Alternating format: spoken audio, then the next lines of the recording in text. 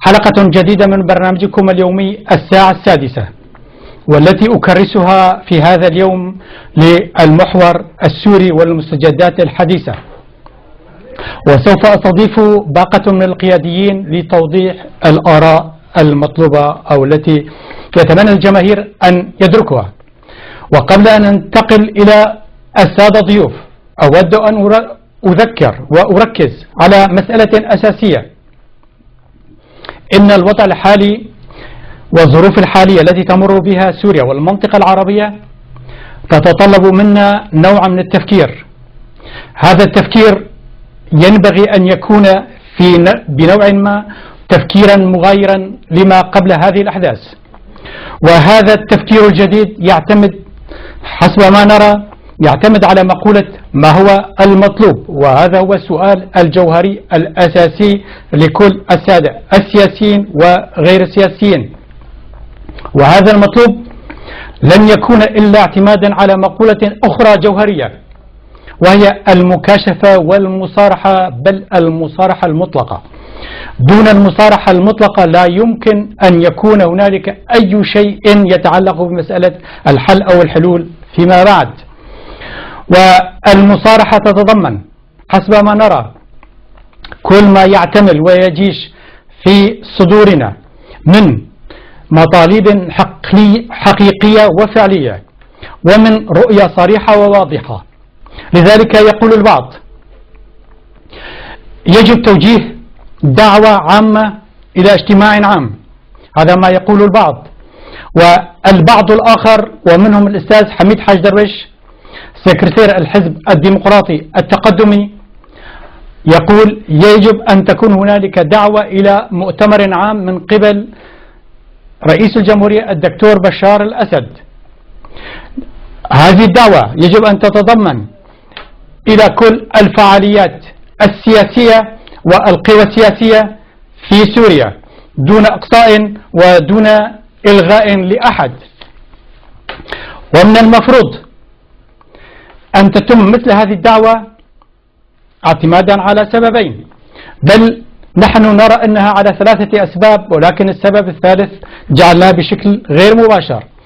السبب الأول أن هنالك اعتقاد أن السلطة وحزب البعث غير قادران على بمفردهما أن تلبي مفهوم الإصلاح لانعدام الثقة ما بين أطراف القضية مجملة. والسبب الثاني لكي تأخذ القرارات صفة الشرعية والمشروعية، ولكي تدخل حيز التنفيذ الفعلي دون مواربة ودون أي أخفاء، لا بد من مشاركة تلك الفعاليات. ويجب أن نذكر السبب الغير مباشر الذي يعتمد على مقولة إن تراكم الأخطاء لمدة 40 عاما لا يمكن إصلاحها بظروف دقيقة وحساسة ولمدة أيام أو فترة زمنية مؤقتة، بل هنالك من يؤكد أن الانتقال من ذهنية الحرب الباردة إلى مفهوم الدولة الحديثة، الدولة الديمقراطية الحديثة، لا يمكن أن يكون إلا بشكل تراكمي آخر. لذلك ثمة أسئلة مفتوحة، هذه الأسئلة المفتوحة أجملها في التلخيص التالي: يا ترى هل السلطة مستعدة أصلا لتوجيه مثل هذه الدعوة؟ وهل حزب البعث نفسه كنظام مستعد لتوجيه هذه الدعوة؟ ثانيا، فيما إذا اتجهت هذه الدعوة واتخذت قرارات سيادية، ما هي الضمانات الفعلية لتنفيذ تلك القرارات؟ ومن جانب آخر، وعلى ما يبدو حسب المجريات الأمور من أمس إلى اليوم، أن السلطة ونظام البعث قد ربما اتجهوا في اتجاه آخر. كيف نتدارك هذا الأمر وكيف نفسر هذا الأمر؟ ثم من يؤكد أخيرا أن حزب البعث بعد أن أدرك إن وجوده ورحيله قد قاب قوسين أو أدنى، مثلا إلغاء سلطة الحزب الواحد أو إلغاء المادة الثامنة، وربما إنه سبب كل الأخطاء المتراكمة في هذه العقود الأربعة، فإنه لن يترك الأمر بهذه السهولة. أعزائي المشاهدين، لدي ضيف وهو الأستاذ حميد حاج درويش، سكرتير الحزب التقدمي الكردي في سوريا. أستاذ حميد، مساء الخير. مساء النور.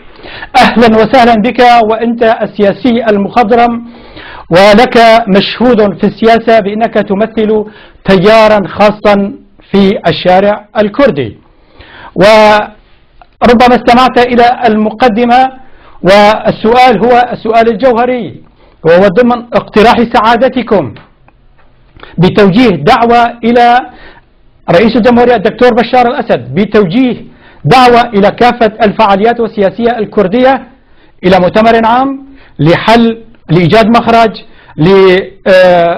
للتدابير الاحترازية، سميها ما تشاء. كيف تفسر الأمر يا أستاذ حميد حاج درويش؟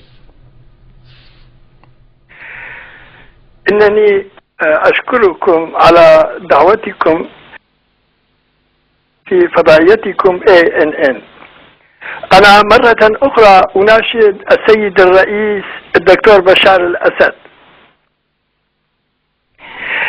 أن يدعو إلى مؤتمر وطني، إلى الحوار، ومن خلاله إلى مؤتمر وطني عام، فإن ذلك وحده الطريق في هذه المرحلة إلى تسوية أوضاع البلاد وإلى القيام بإصلاحات جدية وسريعة وقبل فوات الأوان. إنني أرى بأن المؤتمر الوطني هو الحل الوحيد والحل الأمثل في هذه المرحلة. تفضل.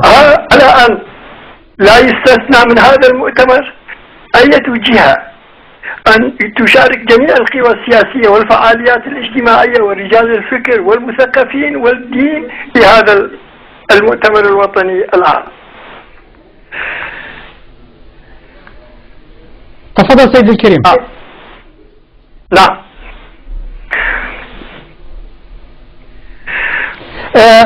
لكن السؤال الذي طرحناه بشأن هذه الدعوة، هل السلطة في تقديركم الشخصي، هل السلطة أو الحزب البعث مستعدان لتوجيه هذه الدعوة؟ وإذا كان مستعدان، ما هي المعطيات والفرضيات الأساسية التي تعتمدون عليها في توجيه هذه الدعوة؟ أنا لا أناشد حزب البعث، إنني أناشد الدكتور بشار الأسد رئيس الجمهورية.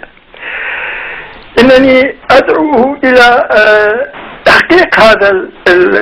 تحقيق هذه الدعوة وتحقيق هذا المؤتمر، هو من مصلحة سوريا ومن مصلحة الشعب السوري، وإنني أرى بأن التأخير في ذلك يضر ضررا شديدا، يضر الوحدة الوطنية ويضر سوريا بالشعب والشعب السوري بشكل عام.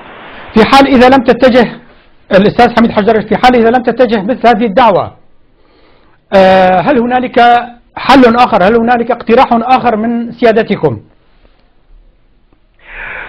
أنا بالنسبة لي هناك هذا الحل الوحيد في المرحلة الراهنة. الحل الوطني الأفضل في هذه المرحلة هو المؤتمر الوطني، وبتقديري أي حل آخر سيكون ناقصا وقد لا يرضي الجميع. هنالك لك قول آخر في هذه المسألة.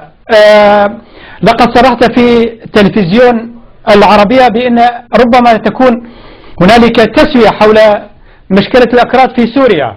على ماذا اعتمدت أستاذ حميد حاج درويش؟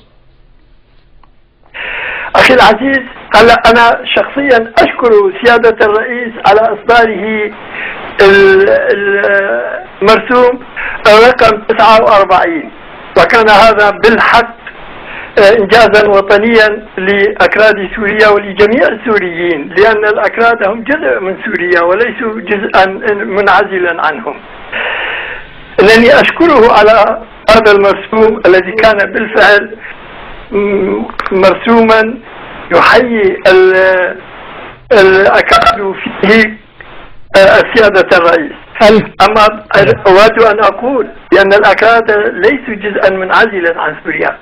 هذا لا يعني أن مطالبهم انتهت هنا، فهم يطالبون كما هم الشعب السوري بأجمعه، يطالبون بالحرية والديمقراطية في سوريا، وهم إلى جانب إخوانهم الذين يتظاهرون من أجل هذه المطالب. هذه هي المسألة الأساسية أستاذ حميد حج درويش. كل القياديين إن صح التعبير قالوا أن هذه الصورة التجزئية أو الصورة الجزئية إن صح التعبير غير كافية، ولا بد من حل شامل، ولا بد أن المسألة قد أصبحت مسألة وطنية عامة. نعم أنا مع هذا الرأي، ولكنني أثمن ما قام به الرئيس وأصدر مرسوم 49، يعني هذا كان شيئا جيدا. طيب هنالك من يقول في هذه المسألة يجب أن ننتبه إلى أمر جدا مهم.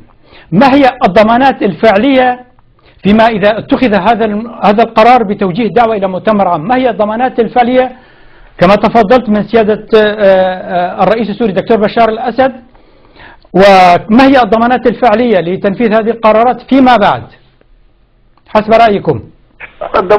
الضمانات الفعلية هو الشعب، هو الرئيس. الضمانات الفعلية نحن لسنا جهتين نتعاقد على شيء معين، إننا وطنيين في هذا البلد من أبناء هذا البلد.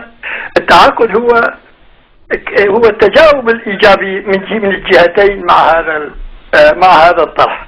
هل يمكن أن ندرك بصورة مسبقة الأستاذ حميد حج درويش ما هي الأسئلة أو ما هي المواضيع التي قد تطرح في هكذا مؤتمر؟ نعم، أنا بتقديري سوف يطرح أبناء الشعب السوري وسوف يطرح المشاركون فيه كل ما يجول بخاطرهم، وبالدرجة الأولى والأساسية إزالة سيطرة حزب البعث واستئثاره بالحكم وجعله ابن الخانم وأبناء الشعب الآخرين أولاد الجارية. يجب أن يكون كما هم الأحزاب الأخرى في سوريا، جميع الأحزاب في سوريا على تواسية، وأن يشاركوا، وأن يكون ابن الخانم إذا حصل في صناديق الاختيار على الأكثرية. طبعا عندها يمكن. نعم يا أستاذ حميد حج درويش، هنالك من يقول أن مسألة حزب البعث ومسألة المادة الثامنة ليست بهذه السهولة. نعم، إذا لم تحل هذه المشكلة بتقديري هذه المسألة عفى عليها الزمن.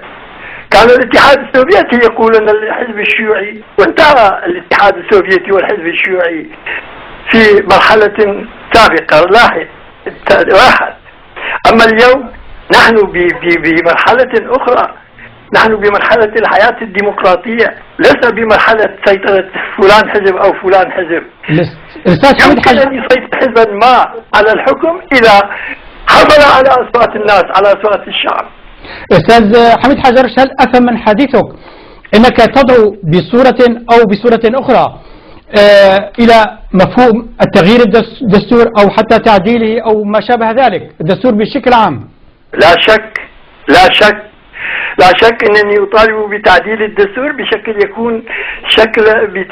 يكون دستورا ديمقراطيا لا يستأثر فيه حزب ما على الحكم في سوريا. ألا يعني هذا أنك من أنصار التعددية؟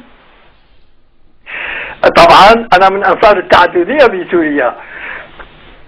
هنالك من يقول أن التعددية غنى، وهنالك من يقول أن التعددية ربما هي حالات انقسام. كيف تفسر أنت الأمر بالضبط؟ أنا أعتبر التعددية غنى، وأن الحزب الواحد هو يقدم الحزب على السيطرة والاستبداد بدون شك. أستاذ حميد حج درويش، يسرني هذا اللقاء، ولظروفك الخاصة أشكرك شكرا جزيلا. أتمنى لقاءات قادمة.